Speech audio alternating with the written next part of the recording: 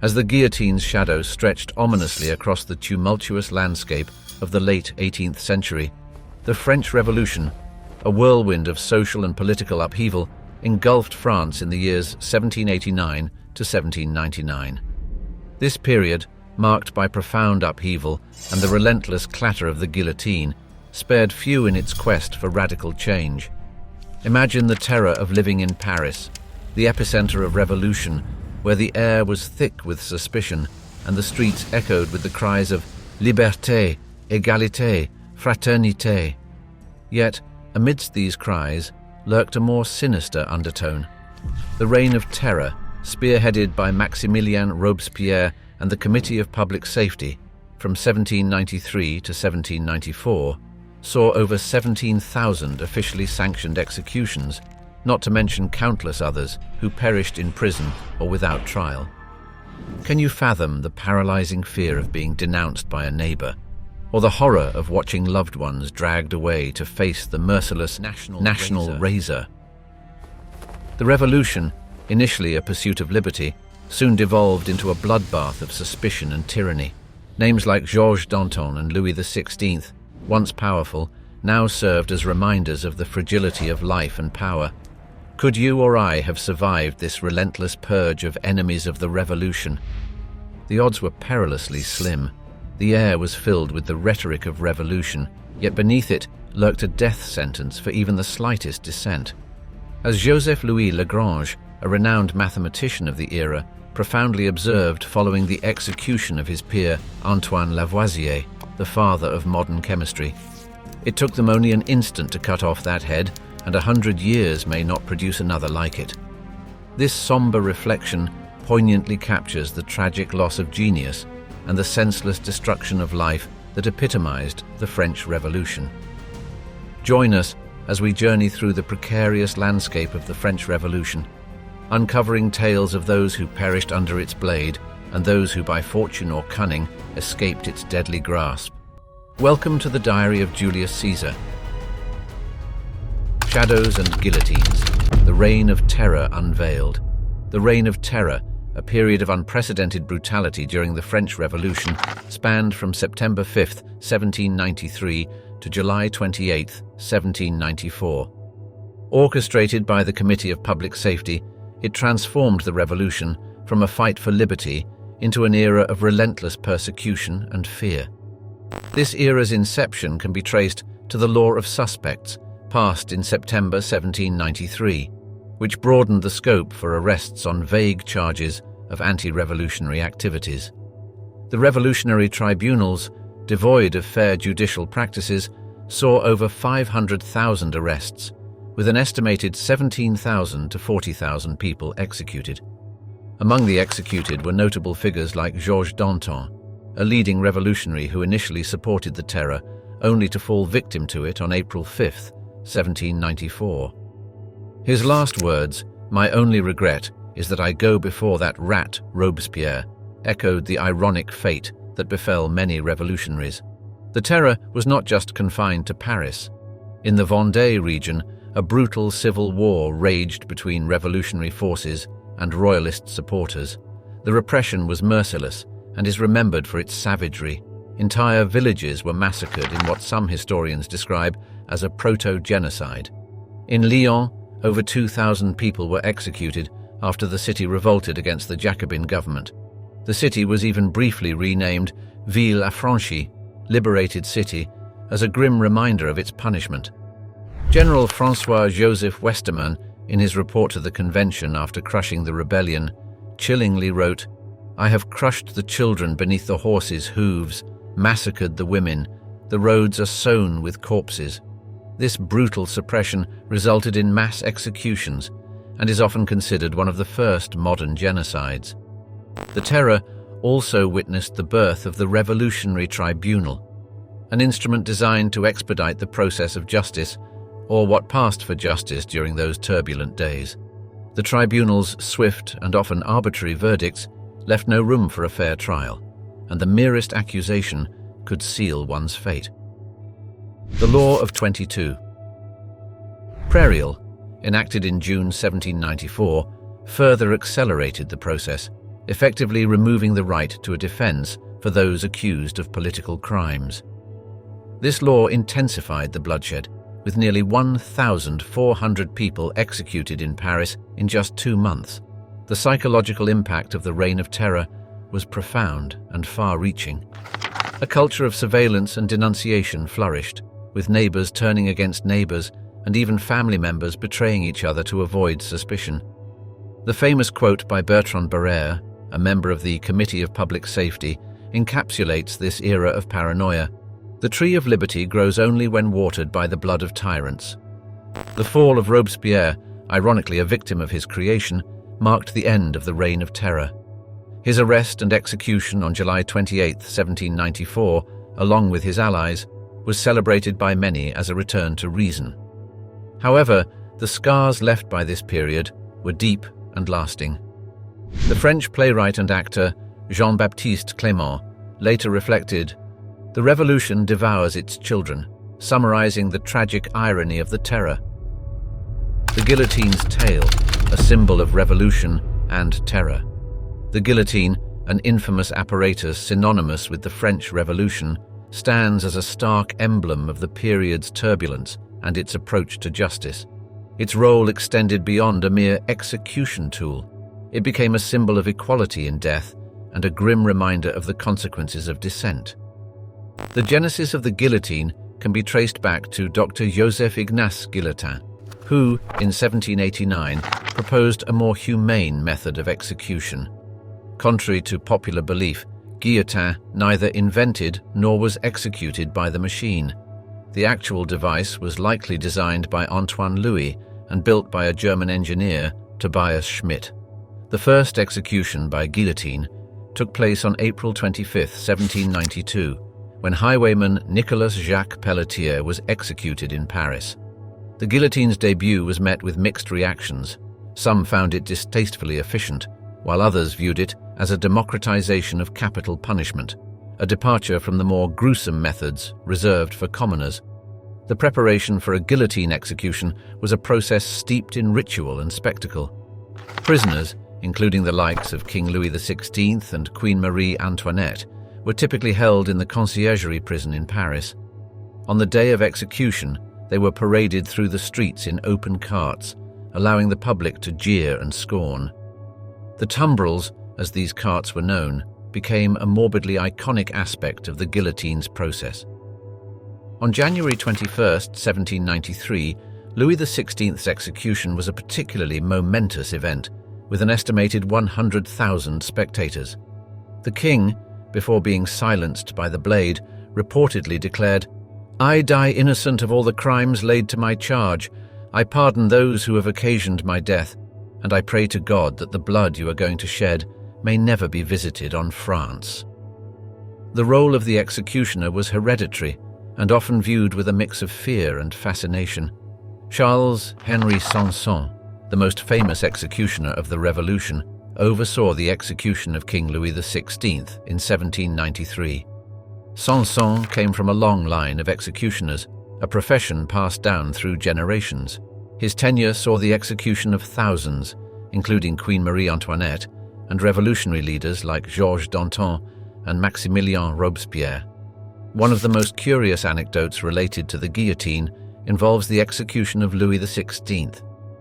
As the blade fell, some spectators rushed to dip their handkerchiefs in the king's blood as a macabre souvenir. Similarly, following the execution of Charlotte Corday, who murdered Jean-Paul Marat, a bystander allegedly slapped her severed head, resulting in a reflexive blush, a phenomenon that intrigued scientists and the public alike. The guillotine became a focal point for public executions, especially during the Reign of Terror from 1793 to 1794. It was in this period that the guillotine was most active, with thousands falling victim to its blade. The Place de la Révolution, now the Place de la Concorde, was the primary site of these executions in Paris. The guillotine, with its swift and impersonal nature, was seen as an egalitarian form of death, erasing the distinctions between the nobility and the commoners. As the revolution waned, so did the frequency of guillotine executions. However, the legacy of the guillotine endured well beyond the revolution. It remained France's standard method of judicial execution until the abolition of the death penalty in 1981. The last execution by guillotine was in 1977, a surprising fact to many. Shadows of sickness, disease and healing in the Age of Revolution. In the late 18th century, as the French Revolution shook the foundations of society, an equally formidable adversary plagued the people: disease. This era, overshadowed by medical ignorance and rampant infections, saw countless lives lost, not just to political turmoil, but to the silent killer of illness. Smallpox, the era's great scourge, decimated populations indiscriminately. Despite Edward Jenner introducing the first smallpox vaccine in 1796, widespread skepticism and the slow dissemination of knowledge hindered its immediate impact. Many, including influential figures like Voltaire, who had suffered from smallpox, lamented the ravages of the disease, saying, "Doctors pour drugs of which they know little, to cure diseases of which they know less, into humans of which they know nothing." Tuberculosis, or consumption, was another relentless killer. Paris, the heart of revolutionary fervour, was a hotspot for the disease. The city's crowded faubourgs, teeming with the urban poor living in squalid conditions, were fertile grounds for the spread of this deadly respiratory illness. The poet André Chénier, who fell victim to the guillotine in 1794, was a noted figure who suffered from the disease, his health deteriorating rapidly in the damp, overcrowded prisons. Hospitals, such as Paris's infamous Hôtel Dieu, were less centres of healing and more repositories of disease. They were overcrowded and lacked basic sanitation, often leading to cross-infections among patients. Medical practices were still dominated by archaic methods, including bloodletting, championed by prominent surgeons like Antoine Louis. Louis, despite his progressive involvement in developing the guillotine as a more humane method of execution, paradoxically adhered to these outdated medical practices. The Napoleonic Wars brought another dimension to the health crisis: the spread of typhus. The Grande Armée, once a symbol of French military might, was decimated not on the battlefield, but by disease during the 1812 Russian campaign. Napoleon himself lamented, "I have killed 200,000 men with lead and iron, but I have killed 1 million men with cold and hunger." The typhus epidemic that swept through the ranks was a testament to the deadly interplay of war and disease. The treatment of mental illness during this period saw the beginnings of a humane approach, led by figures like Philippe Pinel. His revolutionary act of unchaining patients at the Bicêtre Hospital in 1793 was a significant step towards modern psychiatric care. Pinel's belief that it is an art of no little importance to administer medicines properly, but it is an art of much greater and more difficult acquisition to know when to suspend, or altogether to omit them, marked a turning point in the treatment of the mentally ill. Childbirth, too, was fraught with danger. Jean-Louis Baudeloc, whose expertise in obstetrics was renowned, made significant contributions with his manual on childbirth. However, the lack of understanding regarding hygiene and the high risk of infections like puerperal fever meant that childbirth remained a hazardous journey for many women. Military hospitals of the era were grim reflections of the rudimentary state of medical care. These facilities, often hastily assembled and ill-equipped, were swamped with soldiers suffering from wounds and diseases. The lack of antiseptic practices and the primitive state of surgery meant that survival often hinged more on chance than on medical intervention. The assignats abyss, economic turmoil in revolutionary France. In the annals of the French Revolution, the economic turmoil that unfolded is a tale of lofty ambitions and harsh realities. Central to this narrative is the story of the assignat, paper currency issued during the Revolution, which became a symbol of the economic instability and monetary collapse that plagued France and exacerbated the suffering of its citizens. Conceived as a temporary measure in April 1790, the assignats were initially bonds, backed by the confiscated church properties, a revolutionary act in itself. The government's decision to issue 400 million livres worth of assignats was a desperate bid to stabilize the national debt. However, The relentless demands of war and internal strife soon turned these bonds into regular currency. The revolution's escalating expenses led to rampant printing, with over 45 billion livres of assignats in circulation by 1795, a staggering escalation from the initial issuance. This unrestrained printing led to rampant inflation, a phenomenon aptly described by the British statesman Edmund Burke in 1790. They are under the necessity of becoming tyrants to support themselves as cheats. By 1796, inflation had spiraled out of control. The assignats had lost 99% of their value, plunging the French economy into turmoil. Prices skyrocketed, and the cost of living became unbearable for the common people. Arthur Young, an English writer who travelled through France during this period, noted, "An egg, which used to cost 1 sou, now costs 5 francs. This inflation had a catastrophic impact on the French populace, especially the urban poor and the middle class. The price of bread, a staple of the French diet, soared beyond the reach of many. The marketplaces of Paris, once bustling centres of trade, became arenas of discontent and despair. Diarists of the time, like Madame Roland, chronicled the struggles of daily life, lamenting, "The streets of Paris are filled with the cries of woe." The economic instability caused by the assignats' collapse also fueled social unrest. The notorious bread riots of 1795 were a direct response to the soaring food prices and widespread hunger. These riots underscored the desperation of a populace grappling with the tangible consequences of their government's fiscal policies. The impact of the assignats' failure extended beyond the urban centres. Rural France, too, felt the sting of inflation. Farmers struggled as the prices for their goods failed to keep pace with the rising costs of necessities. The assignats' depreciation disrupted traditional economic relations, breeding resentment and suspicion between city dwellers and rural communities. The historian Georges Lefebvre noted the irony of this situation, stating, "The revolution that was supposed to liberate the peasantry ended up impoverishing them." Amidst this economic chaos, alternative currencies and barter systems emerged as people sought to circumvent the unreliable assignats. In some regions, local authorities even issued their own currencies, a testament to the central government's waning influence and the dire necessity of economic stability. The government's attempts to stabilize the situation, such as price controls and the imposition of the maximum, often had the opposite effect, exacerbating shortages and leading to a burgeoning black market. François-Nicolas Léonard Bouzeau, a Girondin deputy, observed, "The maximum, far from stopping the dearness of things, increases it. It is a source of 1,000 disorders." The monetary collapse also had profound political implications.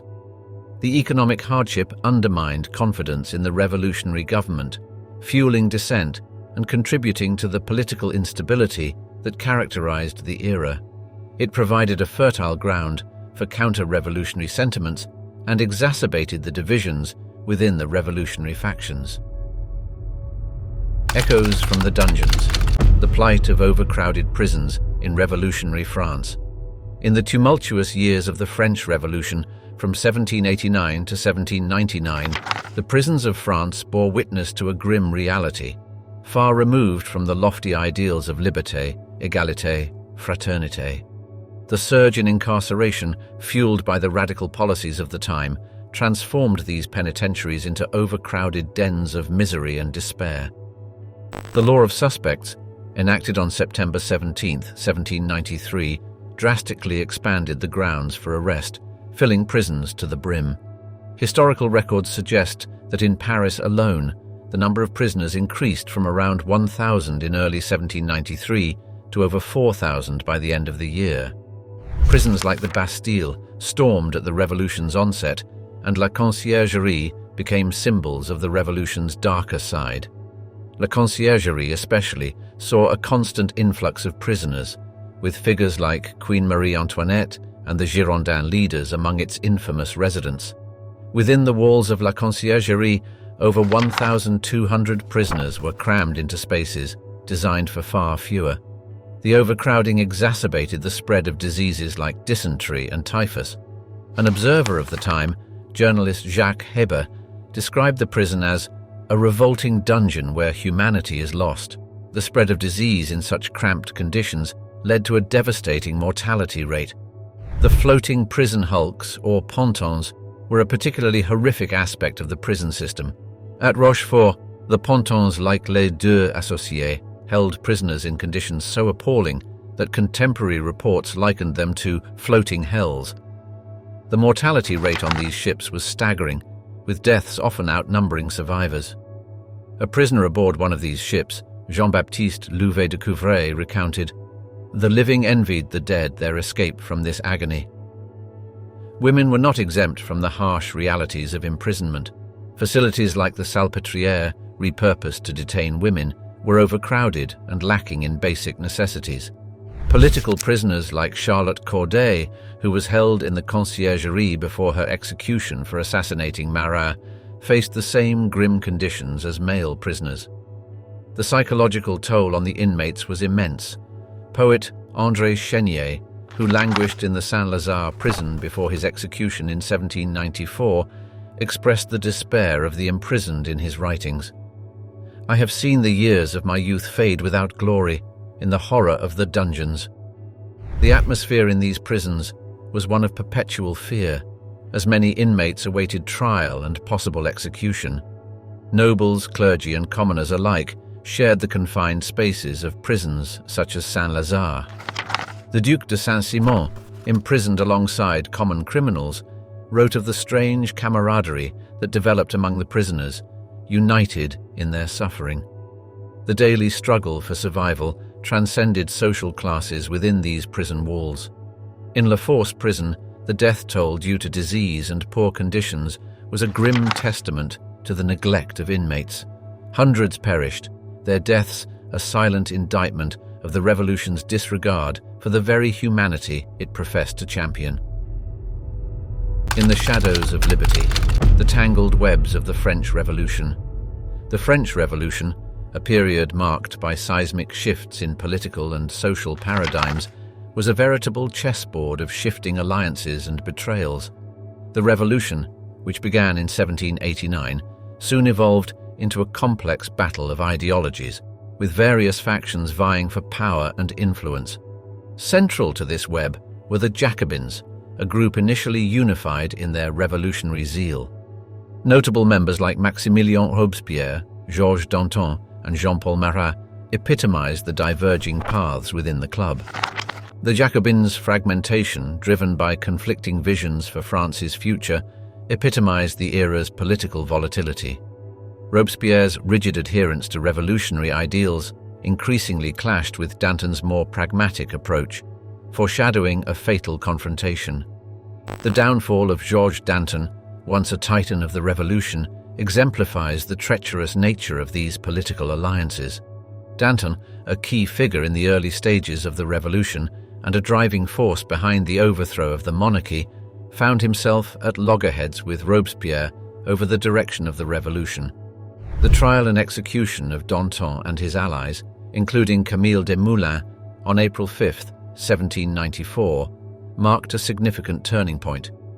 Danton's famous last words, "My only regret is that I am going before that rat Robespierre," reflected the bitter end of a once powerful alliance. The Girondins' fate further illustrates the perils of political maneuvering during the Revolution. Initially aligned with the Jacobins, their moderate stance and opposition to the escalating violence alienated them from their former allies. The execution of leading Girondins like Jacques-Pierre Brissot in October 1793 signaled the Jacobins' ascendancy and the ruthlessness with which dissent would be silenced. The atmosphere within the Jacobin Club and the Committee of Public Safety was one of constant suspicion and fear.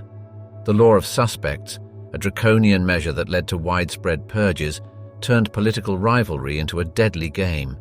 The law facilitated the arrest and execution of thousands, often on the flimsiest of pretexts, as paranoia permeated the revolutionary government. Robespierre's fall from grace and subsequent execution on July 28, 1794, during the Thermidorian reaction, was a dramatic example of the treacherous nature of revolutionary politics. Once a master of political maneuvering, Robespierre's relentless purges and dictatorial tendencies eventually alienated his allies, leading to his downfall. His execution, much like those he had orchestrated, was swift and merciless, a stark reminder of the revolution's unforgiving political landscape. Paris, the heart of the revolution, was a cauldron of political intrigue and maneuvering. The city's cafes and salons buzzed with revolutionary rhetoric and plotting, where alliances were formed and dissolved in quick succession. The streets of Paris witnessed the rise and fall of political figures, each maneuvering for dominance in the ever-changing revolutionary tide. The impact of these shifting alliances was not limited to the political elite, but permeated all levels of society. The guillotine, ever present in public squares, stood as a grim reminder of the stakes involved.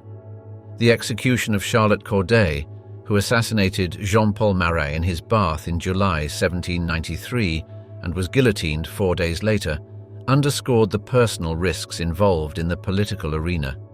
Her words before her execution, "I killed one man to save 100,000, echoed the fraught and desperate nature of the times. Hunger and hardship. The economic struggles of the French Revolution. The French Revolution, a pivotal moment in history, was as much a response to economic crisis as it was to political oppression. The 1780s, particularly the years leading up to 1789, were marred by severe agricultural distress. A series of climatic adversities culminated in the catastrophic winter of 1788, devastating crops and causing widespread famine. The price of bread, the staple diet of the French, skyrocketed. In Paris, the cost of a loaf of bread rose to the point where it consumed almost 90% of a laborer's daily wage. This period of famine was exacerbated by systemic economic flaws. France's participation in the American Revolutionary War had drained the royal coffers, leading to increased taxation that weighed heavily on the peasantry and urban poor. Moreover, the archaic feudal system, with its oppressive dues, left little surplus for farmers. It was during this time that Louis XVI, acutely aware of the burgeoning crisis, called the Estates General in 1789, a decision that would set the stage for the revolution. The urban centres, especially Paris, were cauldrons of discontent. The working class, grappling with both unemployment and soaring food prices, found themselves in dire straits. The Women's March on Versailles on October 5, 1789, was a direct result of this desperation. Thousands of women, incensed by the bread shortage, marched to Versailles, confronting the king and signalling the widespread discontent that pervaded France. In rural areas, the situation was equally grim. The summer of 1789, known as the Great Fear, saw a wave of peasant revolts across the countryside. Triggered by rumors of an aristocratic conspiracy to starve the populace, these revolts saw peasants arming themselves and attacking manor houses. The feudal system was symbolically dismantled during this period, with the August decrees abolishing many of its legal rights. The economic woes of the revolution extended beyond agriculture. Industries, particularly the textile sector, were hit hard. Unemployment rose, and inflation, exacerbated by the issuance of the assignat currency in 1789, diminished the purchasing power of ordinary people. As the Marquis de Mirabeau aptly put it, "When the people shall have nothing more to eat, they will eat the rich." The revolution's initial stages did little to alleviate these economic challenges. The civil constitution of the clergy in 1790 and the sale of church lands were radical steps, but they also led to further social and religious upheavals. The economic reforms, though intended to stabilize the situation, often had mixed outcomes. Maximilien Robespierre's observation, "The secret of freedom lies in educating people, whereas the secret of tyranny is in keeping them ignorant," underscores the broader dynamics at play during the revolution.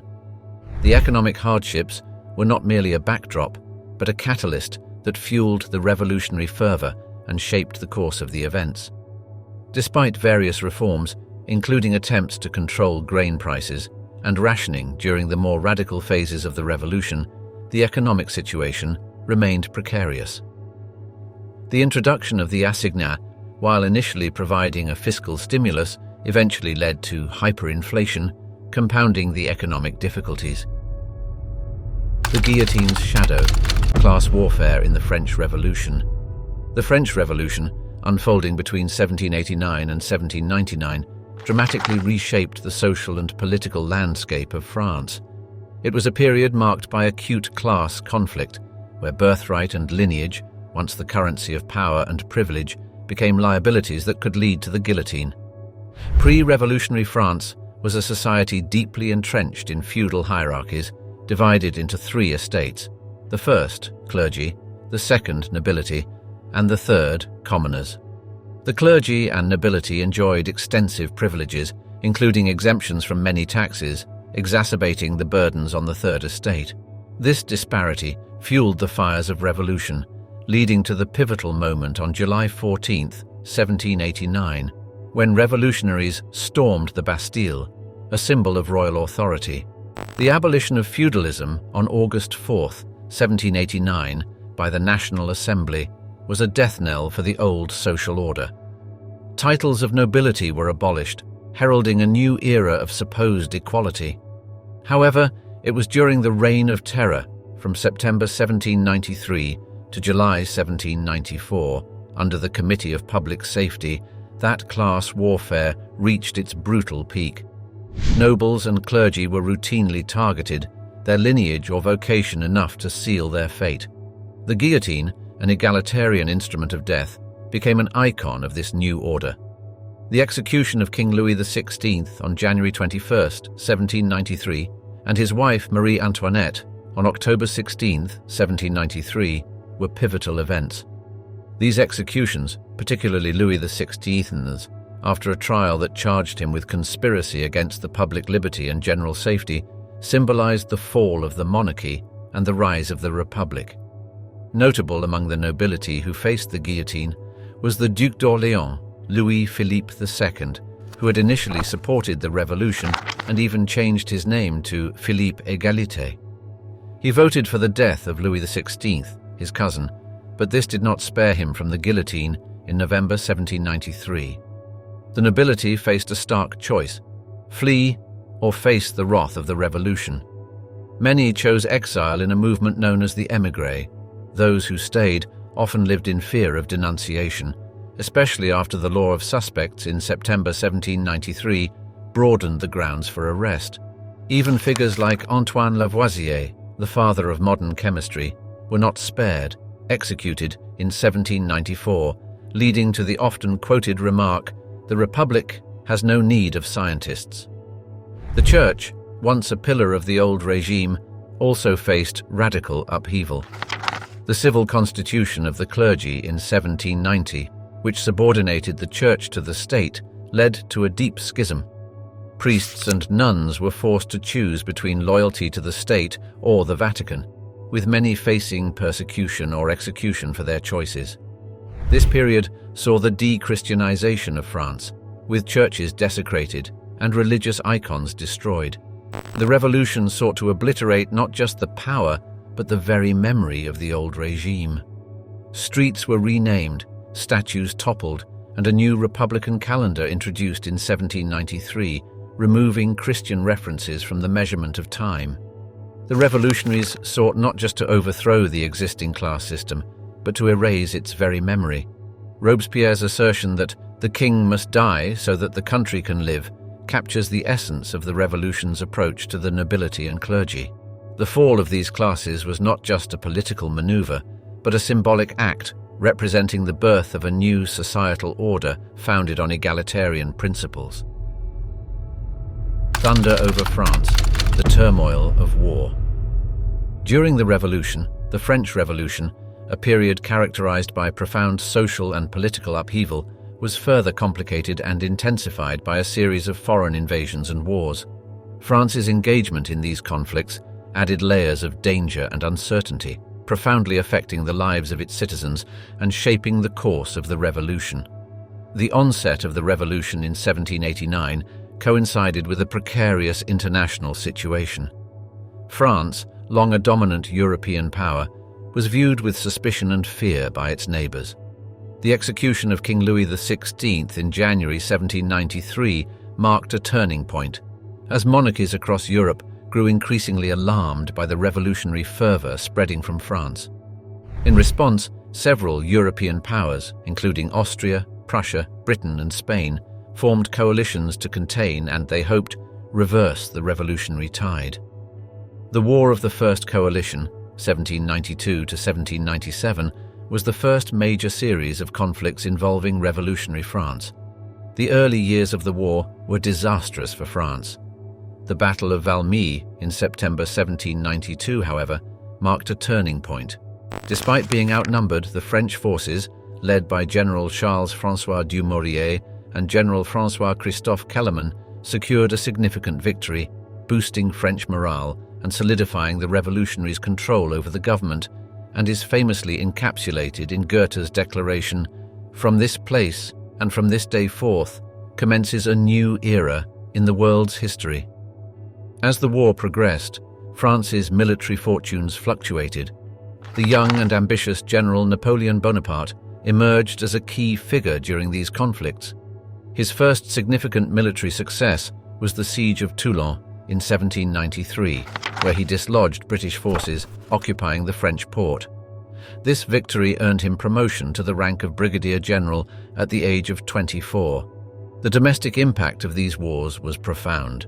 The need for a large army led to the implementation of the levy en masse, a mass conscription decreed by the National Convention in August 1793. This policy called upon all able-bodied men to serve in the army and mobilize the entire population in the war effort, a revolutionary concept in military history. The war also had significant economic implications. The strain of continuous warfare exacerbated the financial crisis that had partly fueled the revolution. To finance the war, the government resorted to printing more assignats, leading to rampant inflation. This economic hardship, combined with the ongoing conflict, added to the woes of the French populace. One of the most dramatic episodes linking foreign conflict and internal turmoil was the War in the Vendée, 1793 to 1796, a counter-revolutionary uprising in western France. This civil war was marked by exceptional brutality on both sides and resulted in the deaths of hundreds of thousands of people. The external conflicts finally culminated in the rise of Napoleon Bonaparte to power. His Italian campaign, 1796 to 1797, against Austria and its allies, brought a series of victories for France and elevated Napoleon to a position of considerable influence, setting the stage for his eventual coup d'état in 1799. The foreign invasions and wars during the French Revolution added a dimension of chaos and suffering to an already tumultuous period. They drained resources, claimed lives, and stoked the fires of patriotism and fear, further complicating the revolutionary narrative.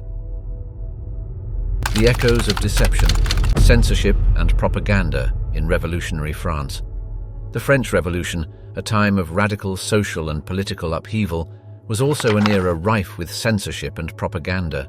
These tools of control were adeptly wielded by various factions to shape public opinion, fuel paranoia, and disseminate misinformation, contributing significantly to the chaos and danger of the period. Censorship, initially used by the monarchy to suppress dissent, was enthusiastically adopted by revolutionary leaders. The Committee of Public Safety, under the leadership of Maximilien Robespierre, was particularly notorious for its use of censorship to quash opposition and maintain control.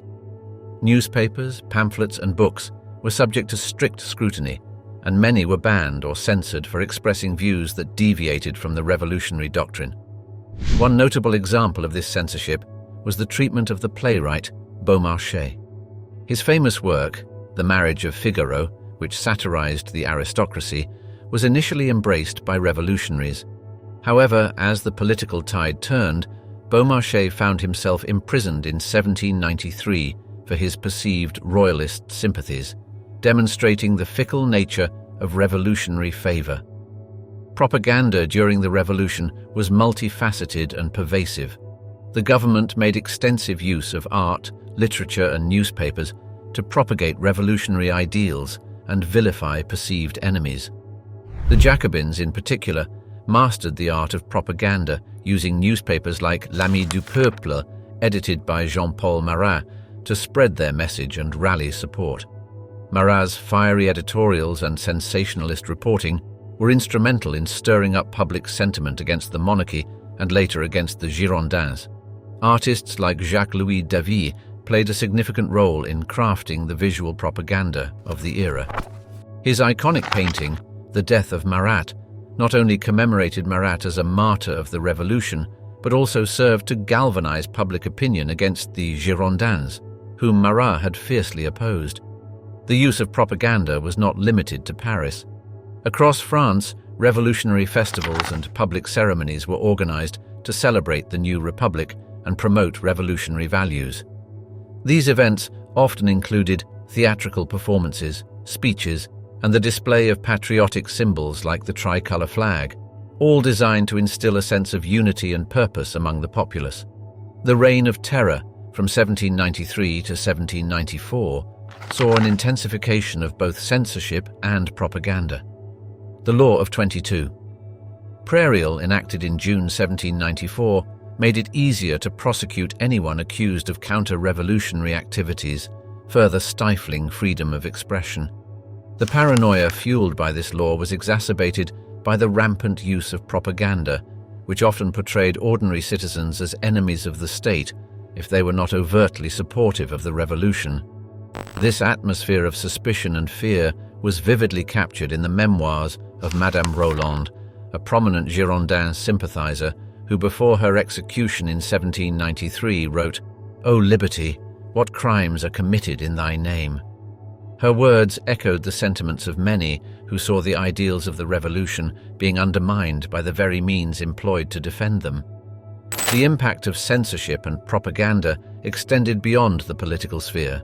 The suppression of dissenting voices and the manipulation of public opinion contributed to a climate of mistrust and division, pitting citizen against citizen. The case of the chemist Antoine Lavoisier, executed in 1794, is a poignant example. Despite his scientific contributions, Lavoisier fell victim to the anti-royalist sentiment stoked by propaganda, with his scientific achievements overshadowed by his association with the old regime. His death prompted the lament, "The Republic has no need of savants," illustrating how revolutionary fervor often overshadowed reason and progress. The altars in ruins. De-Christianization during the French Revolution. The French Revolution, a crucible of radical societal upheaval, also ignited a vehement campaign against the Church known as De-Christianization. This movement, reaching its zenith between 1793 and 1794, sought to dismantle the Church's influence, eradicating centuries-old religious practices and symbols in favor of revolutionary ideals. The campaign's genesis was rooted in the Church's entanglement with the Ancien Régime. The civil constitution of the clergy in 1790 was the revolutionaries' first salvo against the Church, asserting state control over religious matters and confiscating church lands. This act created a schism, with many priests, referred to as refractory clergy, refusing to swear loyalty to the constitution. The conflict escalated when the radical Jacobins, especially under Maximilien Robespierre's stewardship, intensified the anti-religious crusade. Churches were stripped of relics and images.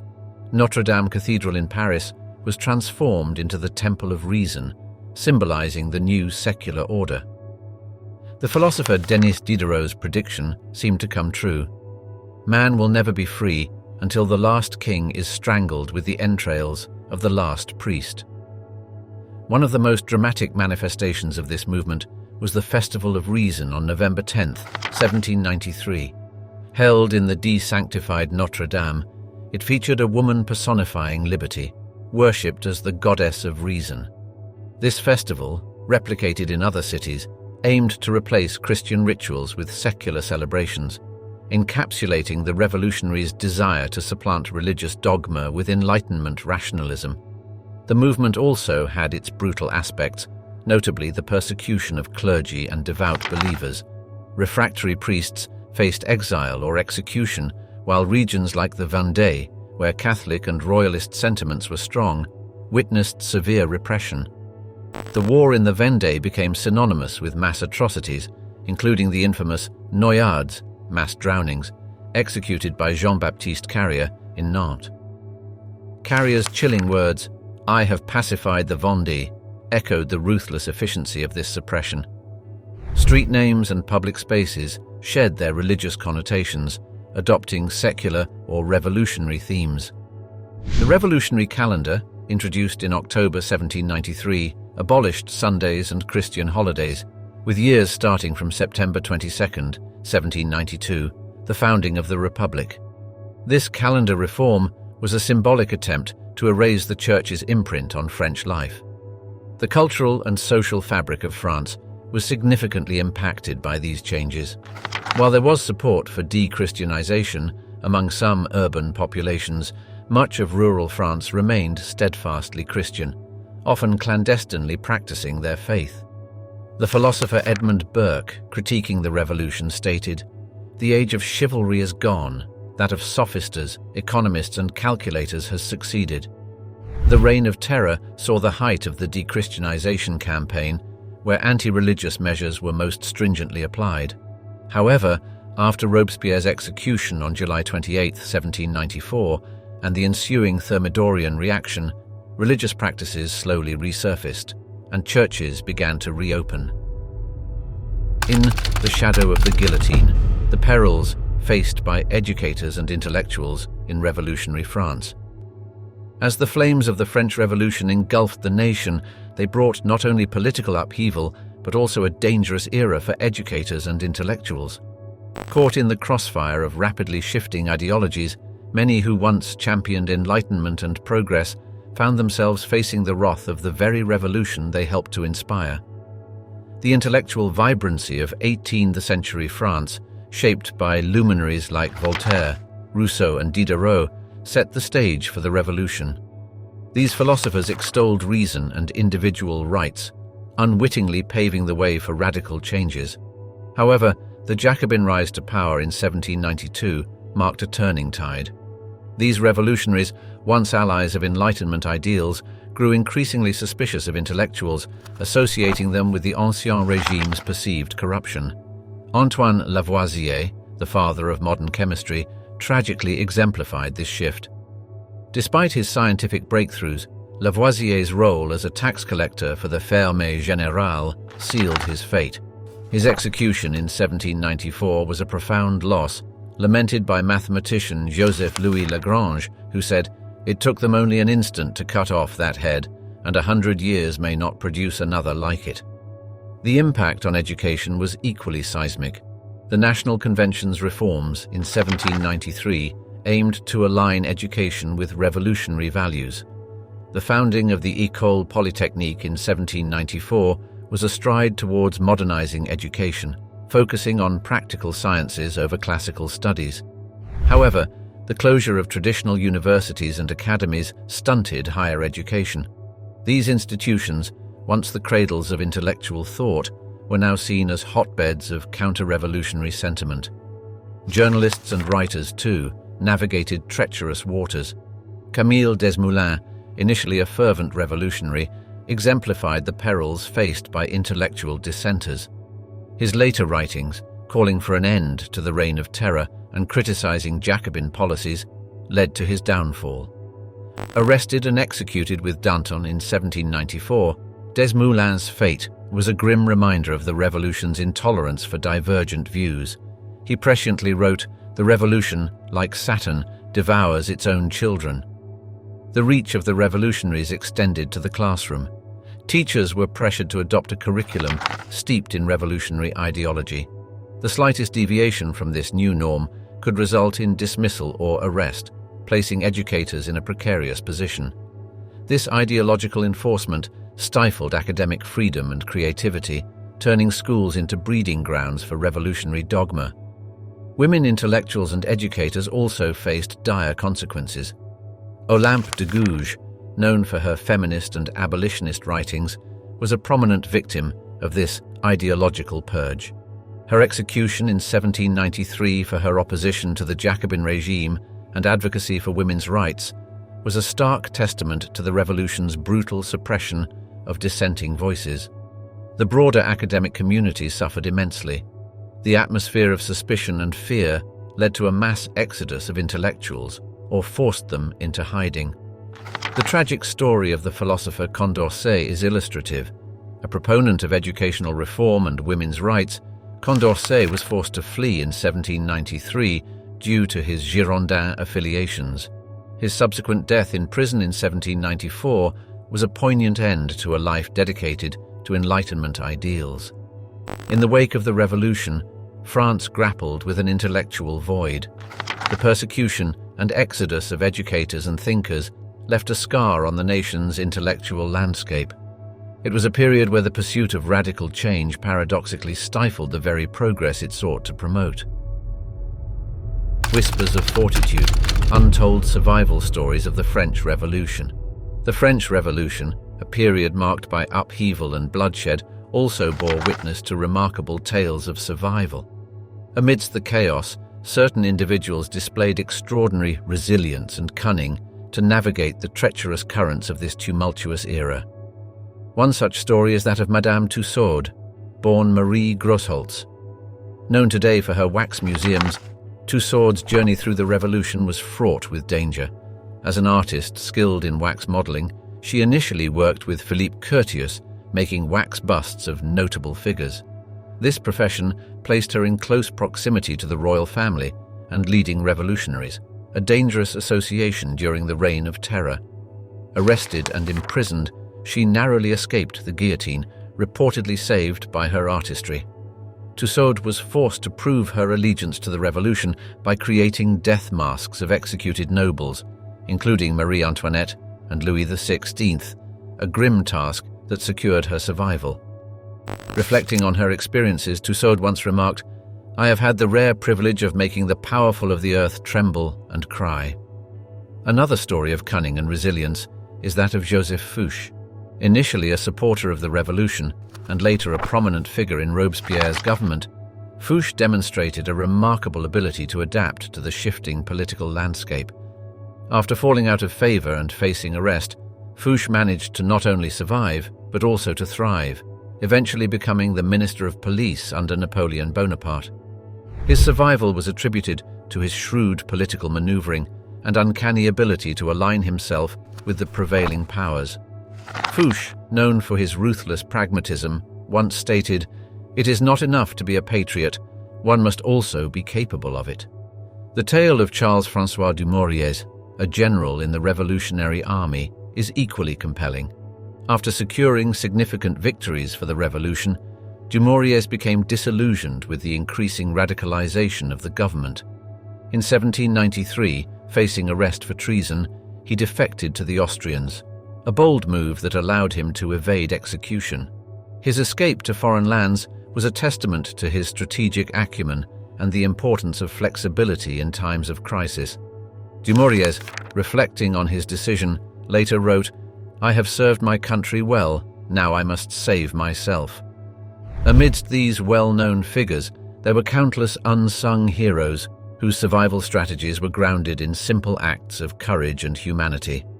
One such person was Dr. Jean-Paul Marat's physician, Charles Cabanis.